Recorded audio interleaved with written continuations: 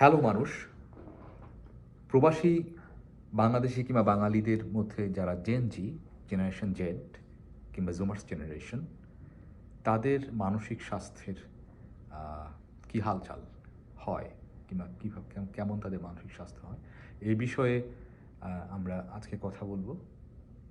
আমাদের আলোচনাটা হবে আসলে মূলত টরন্টোতে এই বাঙালি জেনজি যারা রয়েছে কিংবা বাংলাদেশের জেনজি যারা রয়েছে তাদের সঙ্গে আমাদের বিভিন্ন সময়ে যে যোগাযোগ হয়েছিল কর্মসূত্রে, সেই যোগাযোগের ভিত্তিতে যে অভিজ্ঞতা হয়েছে সেই অভিজ্ঞতার আলোকে হবে।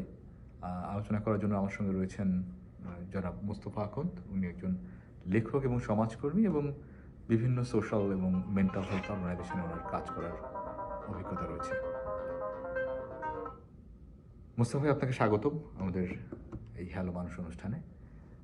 আমি প্রথমেই আলোচনায় চলে আসতেছি যে আপনি তো অনেক সোশ্যাল অথবা মেন্টাল হেলথ অর্গানাইজেশনে কাজ করার সুবাদে অনেকের সঙ্গে কাজ করার, অনেক ধরনের জেনজিদের সঙ্গে, অনেক দেশের বংশোদ্ভূত জেনজিদের সঙ্গে আপনার কাজ করার সুযোগ হয়েছে। আবার বেঙ্গলি কমিউনিটিতে বা বাংলাদেশি অথবা বাঙালি কমিউনিটি যারা টরন্টোতে থাকেন, তাদের মধ্যে যারা জেনজি তাদের সঙ্গে কাজ করার সুযোগ হয়েছে। আমরা একটি গবেষণাও করেছিলাম এক সময় একটা মেন্টাল হেলথ ইস্যুতে ইয়তদের নিয়ে। সেখানেও আসলে যাদের সঙ্গে আমরা ফোকাস গ্রুপ ডিসকাশন করেছিলাম, সেটিও আসলে সেখানে বেশিরভাগই ছিলেন জেনজিরা, তাই তো? রাইট। তো এই আলোকে এবং আমরা বেশ কিছু ঘটনাও শুনেছি, বেশ কিছু মানসিক স্বাস্থ্য সংক্রান্ত জটিলতা অথবা কিছু দুর্ঘটনার কথা আমরা শুনেছি। সেই আলোকে আপনি কি দর্শকদের সাথে একটু একটু বলবেন দর্শকদের যে জেনজিদের, প্রবাসী বাংলাদেশি জেনজিদের কী ধরনের মানসিক স্বাস্থ্য সংক্রান্ত সমস্যা হয় এবং সেটার কারণই বা কী? ওকে, ধন্যবাদ ডক্টর মাহতাব। এটা খুব গুরুত্বপূর্ণ একটা ইস্যু। কয়েকদিন আগে আমি আমার ফেসবুক পোস্টেও লিখেছিলাম যে এটা অনেকটা মহামারীর মতো হয়ে গেছে, মানে মহামারীর আকার ধারণ করেছে। বিশেষ করে জেনজিদের সাথে আমাদের যে ডিলিংস বা ওদেরকে কিভাবে ডিল করতে হয়, এখন সেটা একটা চ্যালেঞ্জিং পর্যায়ে চলে গেছে। এবং চ্যালেঞ্জিং পর্যায়ে চলে যাওয়ার কারণে ক্ষতিটা ওদের জেনজিদের বেশি হচ্ছে এবং তারা মানসিকভাবে অনেকেই আমি যাদের সাথে কাজ করি তাদের বেশিরভাগই মানসিকভাবে তারা ভালো নাই। ভালো নাই এই কারণে যে তারা ধরেন যেভাবে এই এখনকার যে বর্তমানের যে দুনিয়া তারা যেভাবে দেখে, আমরা যারা বাবা মা আছি, আমরা যারা প্যারেন্টস আছি, আমাদের সাথে ওইভাবে যায় না। হ্যাঁ, তো না যাওয়ার কারণে এক ধরনের দ্বন্দ্ব তৈরি হচ্ছে এবং কমিউনিকেশন গ্যাপ, যেটা এর আগেও অনেকবার বলা হয়েছে যে এক ধরনের কমিউনিকেশন গ্যাপ তৈরি হচ্ছে। এই কমিউনিকেশন গ্যাপ তৈরির কারণে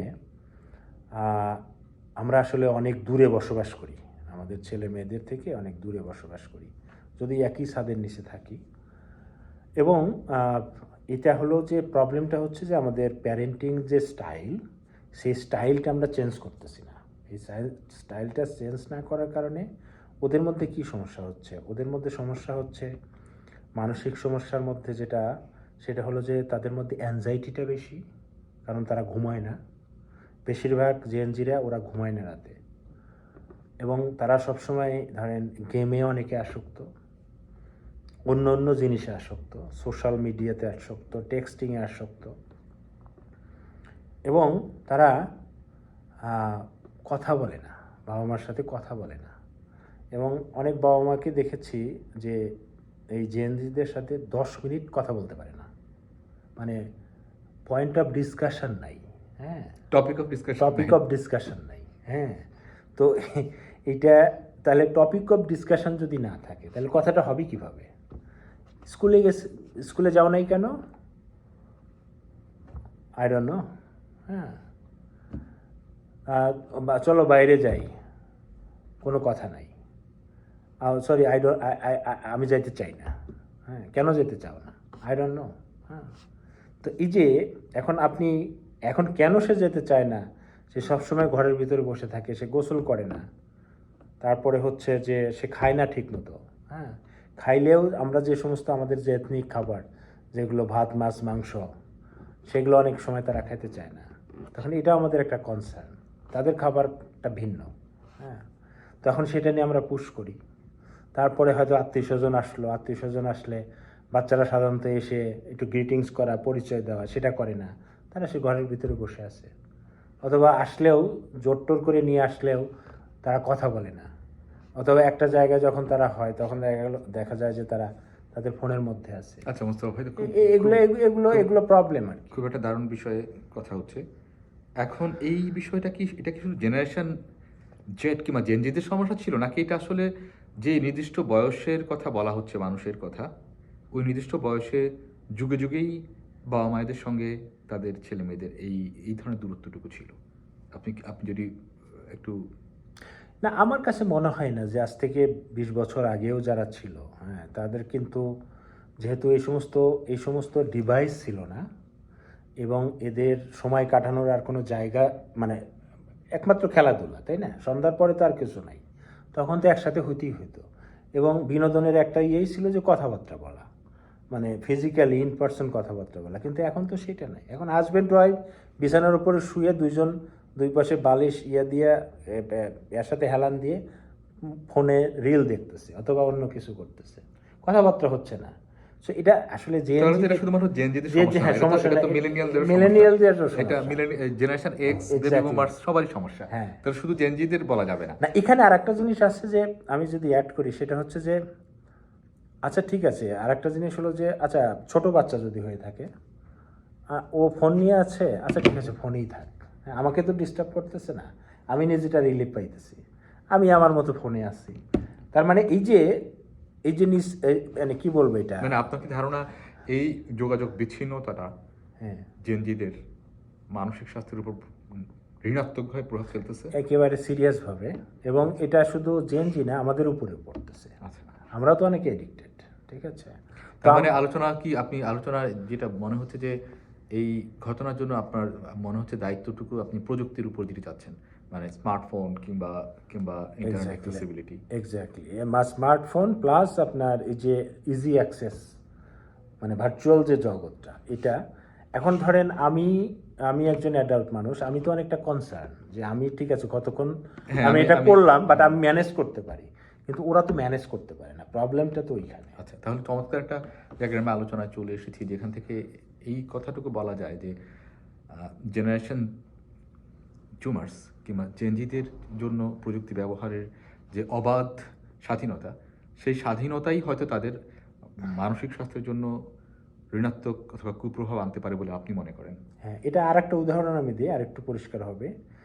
ধরেন আপনি যখন গেম খেলতেছেন সারাদিন, একটা বাচ্চা যখন গেম খেলে তখন সে কিন্তু ফাইট করতেছে, হ্যাঁ, যেমন আপনি দেখবেন যে বেশিরভাগ গেমই হচ্ছে গুলি করতেছে, ফাইট করতেছে বা কোপাকুপি করতেছে। তার মানে কি, সে নিজে কিন্তু এটা করতেছে, সে ভায়োলেন্সটার মধ্যে সে কিন্তু আছে, সে ইন্টিগ্রেটেড হয়ে গেল। এক্স্যাক্টলি, হ্যাঁ, তার কিন্তু ব্রেনটা ওর সাথে রিলেট হয়ে যায়।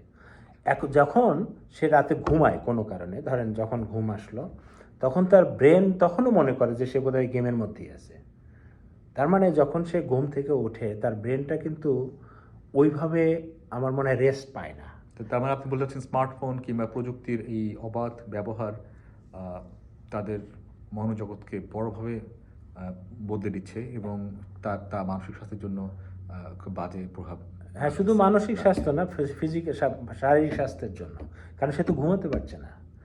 আপনি ঘুম যখন আপনি 11টা থেকে আপনি রাত 4টা পর্যন্ত যখন ঘুমাবেন, তখন তো আপনার ব্রেনটা একটা রেস্টে থাকবে এবং রিসাইকেল হবে, তাই তো? বডির ভিতরে তো এক ধরনের রিসাইকেল হয় ওই টাইমটার মধ্যে, কিন্তু আপনার ব্রেন তো রেস্ট নিচ্ছে না, আপনার ব্রেন তো কাজই করতেছে, কারণ ব্রেন তো জানে যে সে খেলছে। আচ্ছা মোস্তফা ভাই, হ্যাঁ। তাহলে এরকম কি দু একটা উদাহরণ আপনি দর্শকদের সঙ্গে আপনি আপনি শেয়ার করতে পারেন, ভাগ করতে পারেন যে মানসিক স্বাস্থ্যের বেশ বড় ধরনের অবনয়নের কারণে কিংবা জি। কিংবা বিপর্যয়ের কারণে দুই একটি আমাদের প্রবাসী বাংলাদেশি কিংবা বাঙালি জেনজিদের মধ্যে কোনো দুর্ঘটনার উদাহরণ কি রয়েছে আপনার জানেন? হ্যাঁ, হ্যাঁ, হ্যাঁ, সেটা তো আছে। এই যে গত 2-3 বছর আগেই তো একটা ছেলে, সে গেমে অ্যাডিক্টেড হওয়ার কারণে সে প্রথমে তার মাকে হত্যা করে, এরপরে তার দাদিকে হত্যা করে, এরপরে সে ডেকে নিয়ে আসে তার বোনকেও সে হত্যা করে, এরপরে ফাইনালি তার বাবাকে হত্যা করে। এটা তো করোনার আগের একটা ঘটনা। হ্যাঁ, করোনার আগের ঘটনা। এখানে এই যে আপনার টরন্টোতেই ঘটনা, টরন্টো ঠিক না, তার পূর্বের শহর আর কি। আচ্ছা, এই এই ঘটনাটা তো পরে আদালত পর্যন্ত যায় এবং বিচারে যায় এবং এই ঘটনার কারণে ওই ছেলেটার বোধহয় সম্ভবত 92 বছরের জেল হয়েছে। এবং তার যদি তাকে ক্ষমাও করে দেওয়া হয়, তারপরেও সে 40-45 বছরের আগে বের হইতে পারবে না। অর্থাৎ সে যখন জেল থেকে বের হবে তখন তার বয়স হবে 70 or 75 এরকম কিন্তু বয়স হবে।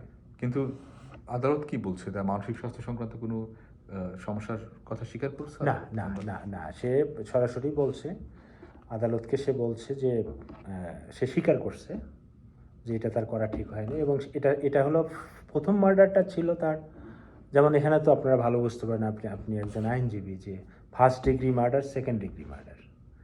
তো এটা আসলে সে প্ল্যান করেই করছে, কাজে এই হিসেবে তাকে ফার্স্ট ডিগ্রি মার্ডার বলা যাবে না, আনপ্ল্যান না, এটা একদম প্ল্যান মার্ডার। সুতরাং সেই জন্যই তাকে এই 90 বছরের জেল দেওয়া হয়েছে আর কি। কিন্তু কিন্তু আমরা কি সে পুরো স্বাভাবিক, স্বাভাবিক? আদালতে এবং সাইকিয়াট্রিস্ট দিয়ে তাকে প্রমাণ করা হয়েছে সে পুরোই স্বাভাবিক ছিল। তাহলে তো বিষয়টা আরো বিস্ময়কর।